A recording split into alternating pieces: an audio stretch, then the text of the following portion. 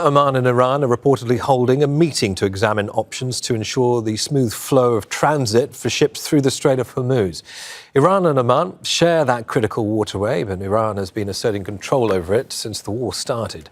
The few ships that Tehran has allowed to pass through the strait have been forced to cross closer to Iran's coast. Zein Basravi is in Dubai. So, Zein, both countries are talking about transit through the strait. We know Oman historically has been a very crucial mediator in the past between the US and Iran for talks. So what sort of direction could they take with these discussions? Well, the direction hopefully is towards reopening traffic through the Strait of Hormuz. That's really the singular objective here.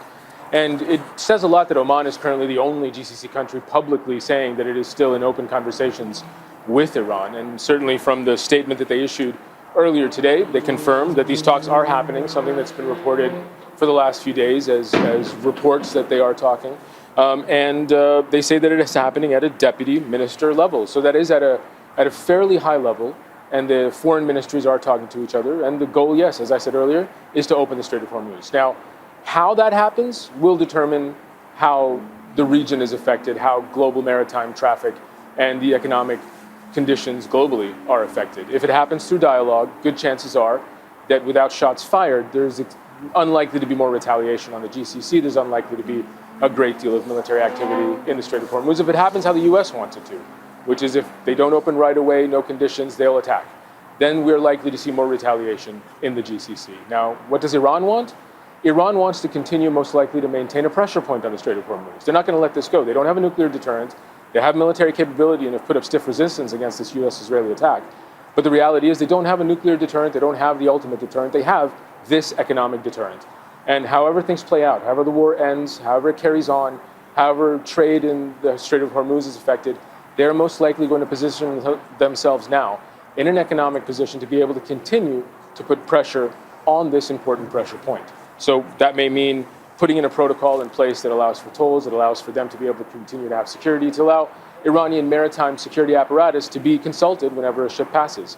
Now, in terms of what Oman wants, probably some kind of arrangement that allows for de-escalation when things like this happen. Some kind of backup plan to maintain a level playing field so that you don't have this massive impact on global energy prices, on trade. And all of this happening with less than 24 hours to go with that self-imposed deadline by the White House to yet again escalate attacks on Iran, which will inevitably mean an escalation for the GCC. Zein, stay with us, second some other regional developments, because Kuwait says it has been hit by a series of overnight drone attacks. Authorities report 2 major power and water desalination plants were targeted. One of the plants is situated in the city of Al-Zur. That's nearly 90 kilometers south of Kuwait City. In a separate incident, the Ministry of Finance complex was also hit. That building sits right in central Kuwait City. And in Bahrain, Iran targeted an oil facility, sparking several fires. Emergency response team said the blaze has been fully extinguished. Over the past few weeks, Myanmar has come under repeated Iranian missile and drone attacks. Back to Zein Basravi in Dubai. So, Zein, this is a series of key attacks on important infrastructure. Desalination plants are vital in this part of the world, given how dependent people are, and farmers, of course, are on seawater turned into potable water. I mean, what are the governments of these various places saying about these latest attacks? Well, there's been condemnation, as there has been throughout the course of the war. Immediate condemnation from multiple countries in support of the other. But it is the language that really illustrates how significant, how serious, how existential a threat attacking water and power specifically are.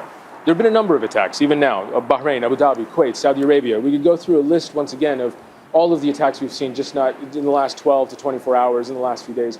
But the attacks on water and power infrastructure represent an existential threat. How Kuwait has described it again today. They've described this Iranian action that they blame Iran for as sinful aggression.